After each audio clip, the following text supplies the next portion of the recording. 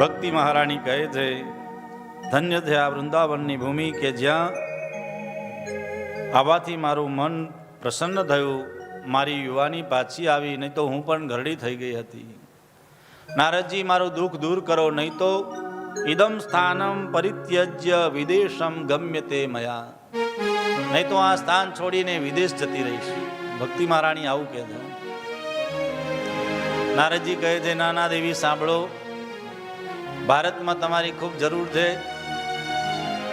તમે વિદેશમાં જતા રહેશો તો આ તો રામ કૃષ્ણની ભૂમિ છે, પવિત્ર ભૂમિ છે. ભક્તિ મહારાણી તમે અહીં રહો, ચિંતા ન કરો. આજે તો બધાને વિદેશ જવાનો ખૂબ શોખ છે, હું ચસ્કો છે, હા, અને ક્રેઝ છે. ભક્તિ મહારાણી કહે છે, નારદજી કહે છે, ભક્તિ દેવી સાંભળો, બધું ભગવાન સારું કરે. હરિશમતે કરીષ્યતિ, તમે થોડી ધીરજ ધરો, ભગવાન જે કરશે સારું જ કરશે. અને સાંભળો, આ બધો કલિયુગનો પ્રભાવ છે, એટલે આ બધું થાય છે. પણ ભક્તિ મહારાણી પૂછે છે, હે નારદ મુનિ, આ કલિયુગ આટલો ખરાબ હતો તો રાજા પરીક્ષિતે કલિયુગને આવા કેમ દીધો? પરીક્ષિત તો બહુ મોટા ધર્માત્મા હતા, તેને આવા કેમ દીધો? ત્યારે નારદજી કહે છે, દેવી સાંભળો, રાજા પરીક્ષિત છે ને સારભૃત, સાર ગ્રહણ કરનારા વ્યક્તિ હતા. એમણે જોયું કે કલિયુગમાં અનેક પ્રકારના દોષો છે, અવગુણો છે, પણ કલિયુગની અંદર એક મહાન ગુણ છે. એ કયો ગુણ છે?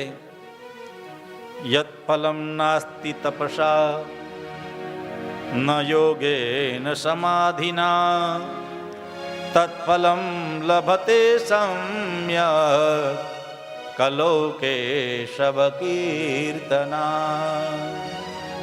કલિયુગનો મોટો એક ફાયદો છે. કેટલી પૂજા કરો, કેડ સમા ગળા સમાના પાણીમાં ઉભા રહો, એક પગે ઉભા રહો, ઊંધા માથે લટકીને ઉભા રહો, ત્યારે કેટલા વર્ષ તપસ્યા કરો તો ભગવાન મળશે કે નહીં મળે નક્કી નહીં. પણ કલિયુગની અંદર તમે હરિ ભગવાનનું કીર્તન કરો ને તો પણ એ જ ક્ષણે પરમાત્મા આપણી ઉપર પ્રસન્ન થાય છે. આ કલિયુગનો મોટો ગુણ છે, એટલે કલિયુગને સ્થાન આપ્યું છે. અને ભાગવત શાસ્ત્ર, ભાગવત કથા વંચાતી હોય, ભગવાનનું કીર્તન થતું હોય, ત્યાં તો ભગવાનનો મહિમા શું ન હોય. પણ આજે ભાગવતનો મહિમા સંસારમાં, જગતમાં, પૃથ્વીલોકમાં ઓછો થવા લાગ્યો છે. કેમ? વિપ્રેર ભાગવતી વાર્તા ગેહે ગેહે જને જને કારિતા કણલોભેન કથા સારસ તતો ગત.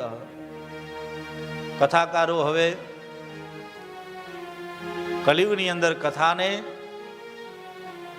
એમાં સાર નથી, એમાં ભાવ નથી, બસ ધંધો જ બનાવી દીધો છે. કારિતા કણલોભેન એવું લખ્યું છે. હું પૈસાના લોભથી જ વક્તાઓ કથા કરશે,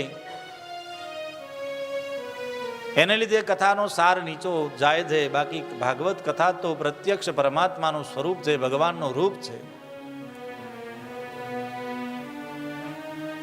આવી બધી વાત કરી તો સૂતજી કહે છે, નારદજીની આવી વાત સાંભળી અને ભક્તિ મહારાણી બહુ પ્રસન્ન થયા.